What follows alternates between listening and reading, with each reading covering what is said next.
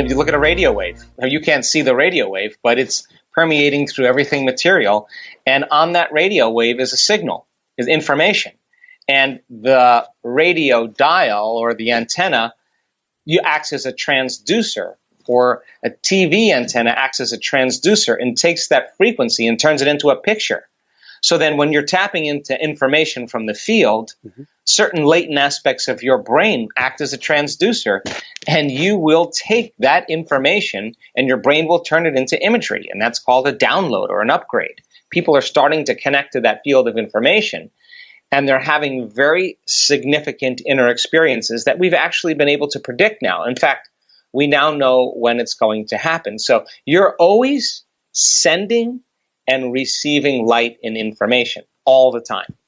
You can create a field that is very dissonant, very incoherent, static, that's not a clear signal. So the effects that you produce in sending that information have less effects on the nature of reality than when your brain and heart are coherent. So when your brain is coherent, all the compartments that usually are subdivided are resonating in some type of harmony and some type of order. When your heart is coherent, the rhythm of the heart is producing that measurable field. So in order for you to affect matter, you have to combine a clear intention, a coherent brain, with an elevated emotion, a heart-centered feeling. This is the center of oneness. This is the center of wholeness. This is where our divinity starts. This is the union of polarity, the union of opposites.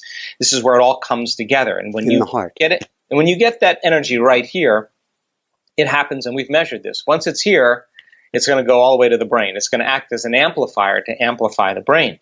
And when the brain starts to get super coherent, then it has very direct effects on the heart. So what's the relevance behind that? Well, once again, the signal that you're creating on a daily basis is going to either work in a constructive way or in a destructive way. And as an example, if you're walking around feeling sorry for yourself and suffering and feeling victimized, then you're actually emanating that signal into the field. And what you're saying is, bring me an experience equal to my suffering, but bring it in a way that I least expect, that surprises me and leaves no doubt that I've created this outcome. So in a sense, we're not punished for our sins, we're punished by our sins. And sin is an attitude.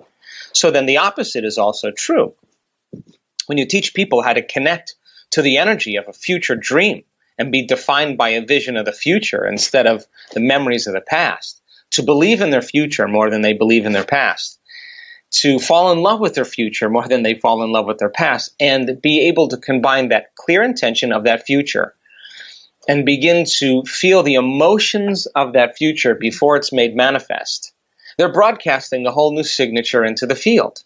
Now, the beauty behind that is that the longer you're conscious of that energy, the more you're drawing that future to you, which also means then the moment you get in your car and start getting angry and getting frustrated because you're in traffic, now you just disconnected from the energy of your future, and now you're back to the energy of your past. And those survival emotions exert less effects on the nature of reality.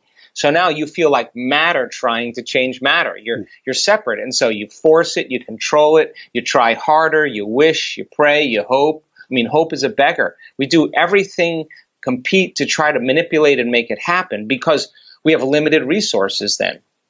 So then when a person's able to sustain or maintain that modified state of mind and being, then the fun starts to happen because you start seeing those synchronicities. You start seeing those coincidences, those opportunities, those unknowns, those things start falling out of nowhere because you are connected to that field of information. And not only are you connected to it, but you're also beginning to influence it. So then more and more people are creating now, and less people are experiencing the state of being called being a victim. So then if you're a victim, then you would say, I was angry because of traffic. Well, then I would say to you, well, you mean your outer world was controlling how you think and feel. Some circumstance, some person, something in your outer world is actually controlling your feelings and thoughts. That means you're a victim to those circumstances. But when you change the way you think and feel, and it starts to produce effects in your outer world, Now you start to realize you're the creator of your life. And the moment you start seeing feedback in your life, you're going to pay attention to what you did and you're going to do it again.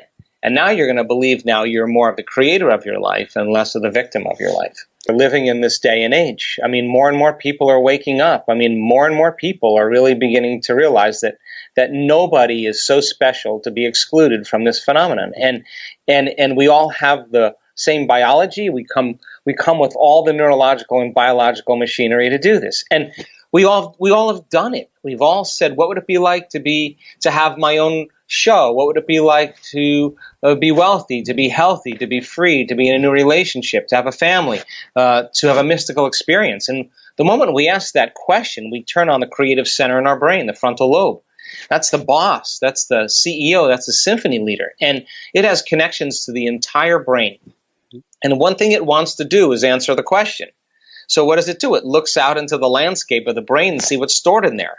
Things we've learned intellectually and things we've experienced that's related to the question.